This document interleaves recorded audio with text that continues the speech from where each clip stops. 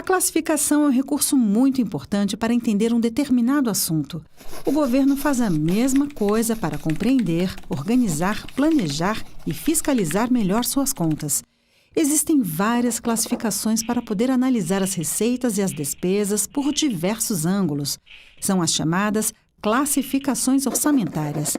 Cada uma mostra um aspecto importante da despesa e da receita. Por exemplo, quem é o responsável pelo gasto, qual é o seu objetivo ou, no caso da receita, qual a sua origem.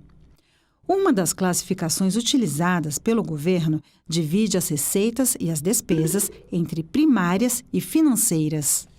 Essa classificação é importante para avaliar a saúde financeira e o endividamento do governo. Vamos entender isso. O governo tem duas maneiras de conseguir recursos para custear as despesas públicas.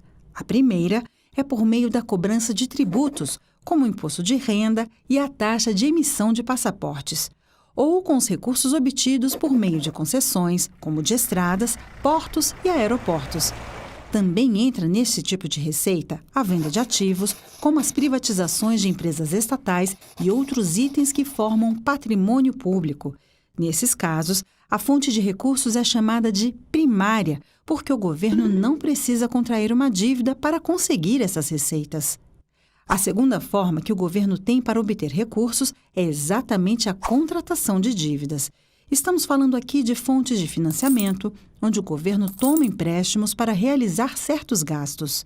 Os empréstimos deverão ser pagos no futuro com juros e encargos. Ou seja, esses financiamentos têm custos e, por isso, são chamados de receitas financeiras. Do outro lado da balança, temos as despesas, que também são classificadas em primárias e financeiras. As despesas do governo com pagamento de aposentadorias e pensões, salários do funcionalismo, custeio da máquina pública e obras, por exemplo, são chamadas de despesas primárias. Já as despesas com pagamento de dívidas, tanto dos juros quanto do principal da dívida, são chamadas de despesas financeiras. Agora você já sabe, as classificações orçamentárias são muito importantes para entender o orçamento público. Entre as diferentes classificações, existe aquela que divide as receitas e as despesas entre primárias e financeiras.